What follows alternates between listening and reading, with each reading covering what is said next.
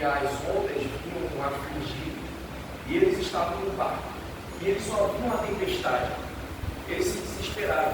Momentos antes, só recapitulando para os irmãos entenderem, Jesus tinha acabado de fazer a sua parábola do grão de mostarda.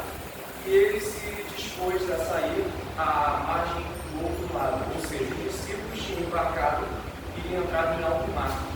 Jesus, cansado da parábola, ele foi se repousar para descansar. Neste momento, os discípulos em alto mar perceberam uma grande tempestade, uma grande tribulação que estava por vir, e a água entrava dentro desse barco, dessa navegação, e eles se desesperaram. Eles esqueceram que o próprio Cristo estava dentro do barco. Mas, quando eles se lembram, poxa, Jesus está no barco, eu vou até ele e vou falar com ele. Então, quando os discípulos falam, mestre, não te importa que pereçamos, e ele, despertando Jesus, o próprio Jesus, despertando, falou, repreendendo o mar, cala-te, aquieta-te, e o vento aquietou e houve uma grande mudança. Neste momento podemos contextualizar para nossas vidas cotidianas.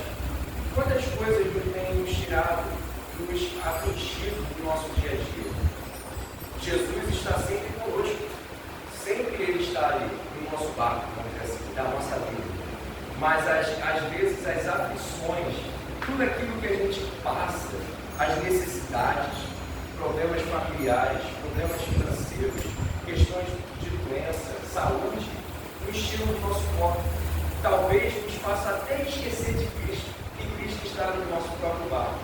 Amém. Mas quando nos voltamos para Cristo, Jesus, Ele orienta, Ele repreende tudo aquilo que nos anseia, tudo aquilo que nos tira do foco, que é a presença dEle. Irmãos, para a reflexão também dos amados irmãos, eu separei também o livro de Filipenses 3,14. Prossigo para o alto, pelo prêmio da soberana vocação de Deus em Cristo Jesus. A vocação aqui, irmãos, ela está se falando da tendência.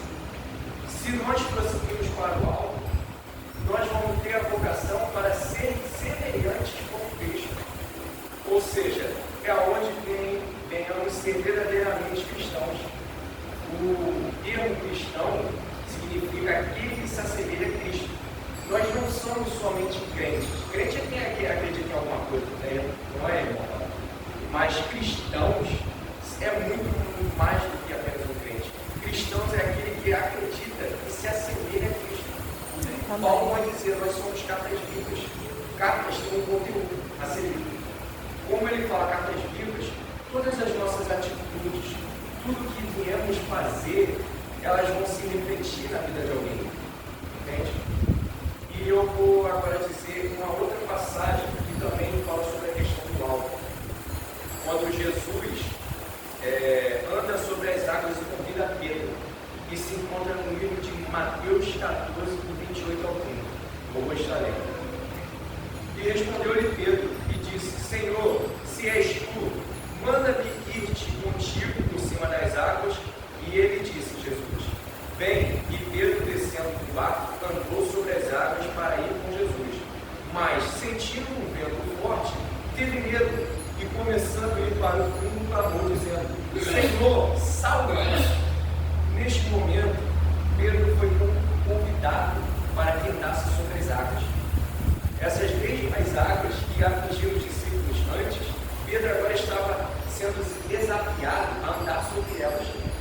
Essas águas, irmãos, às vezes, de novo, são nossas dificuldades do dia a dia. São os que nos tiram do foco. Pedro, quando só olhava para Jesus, que era o seu alvo, ele conseguia andar sobre as águas naturalmente.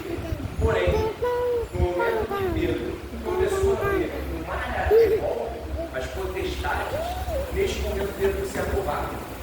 Neste momento Pedro se esquece que aquele que está à sua frente é o próprio Cristo. E neste momento, quando ele perde o seu foco, que é Cristo, ele começa a afundar. E clama, Senhor, venha me salvar. Neste momento, Pedro, ele tem uma prática muito comum de nós cristãos, que é falhar em meio às dificuldades. Às vezes, nós temos nossos anseios do dia a dia e um cheiro falta da presença de Deus. Mas quando nos voltamos para Ele, as tempestades, o mar é revolto, não nos afligirá. Nós, pelo contrário, poderemos andar até sobre as águas. Não, nada tirará do nosso colo.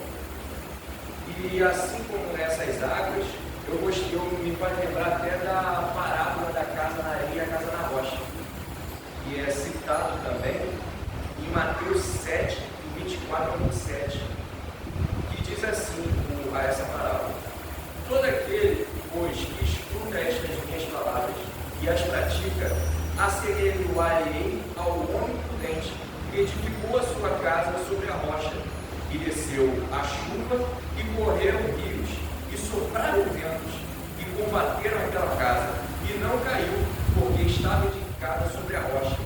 Aquele que ouve minhas palavras e não as cumpre, compará-lo-ei ao homem insensato, que edificou a sua casa sobre a areia. Irmãos, neste momento, Jesus está dizendo sobre essa parábola